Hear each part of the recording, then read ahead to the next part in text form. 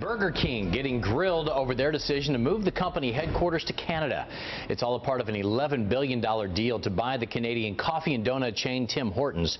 Critics say Burger King is trying to get out of paying taxes, and now some are calling on Americans to boycott the Whopper. But Burger King executives say that the move isn't for tax reasons. It's actually to grow the company's presence overseas. Economics professor at Valencia College, Jack Chambliss, joins me now to talk about it. Always good to see you. Appreciate you coming in today. Good to see you. Thank you. What are your thoughts on this move by Burger King to move out of the U.S.? First, I applaud Burger King for being a company that draws attention to the fact that the United States has the highest corporate income tax in the developed world at over 39%. Canada, over the last several years, has lowered their corporate income tax to 15%. And so now Burger King is helping to draw attention to the fact that our economy is still struggling in large part because we have a very unfriendly tax environment in the United States of America relative to other countries. And hopefully the attention can now be drawn to how to make us more competitive by getting that tax down. It's not just Burger King. This has been going on. Maybe this is just the first one that people can relate to because they know the name Burger King, but a lot of companies have been doing this. Where else are they moving right now? Well, principally Ireland and the UK. Years ago, Ireland lowered their corporate income tax to 12.5%. And Microsoft, for example, set up some operations there.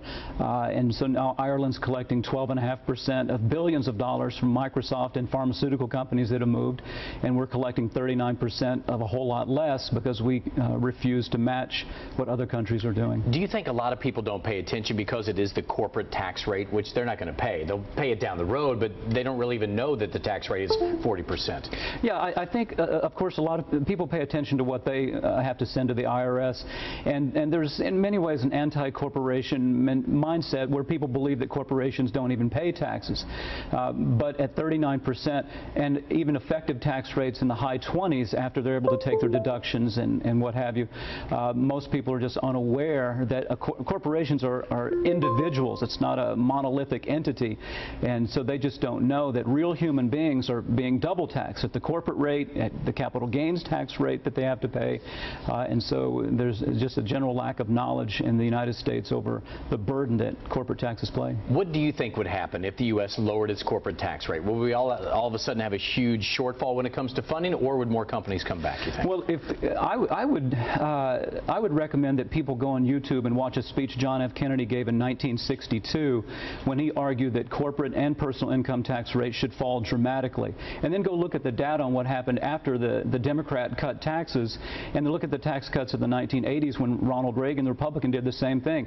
Revenues increased, the economy boomed in the 1960s and in the 1980s, jobs increased, and we had a tremendous period of economic prosperity. So if the Obama administration wanted to get us out of this sluggish economy we're still in, dramatically lowering those rates would create incentives for companies to stay here and move here and to expand. They'd be able to take new risks, new R&D ventures, and I think we'd see the American economy accelerate its growth. It's interesting because some people say it's un-American for companies to move out of the U.S. Others say, you know what, they don't want to move. They want to be here in the U.S., but for their shareholders it doesn't make sense.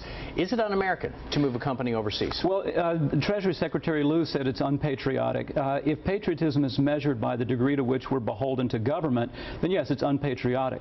But if patriotism is measured by the degree to which we are beholden to the ideals of our founding fathers, where Thomas Jefferson was very clear that we should not take from the mouth of labor the bread which it has earned, then patriotism is reflected, remember the Stamp Act and the American Revolution, in telling our government that it's our private property, we should be able to keep our private property, and we're not going to send in 39% of our private property from our work.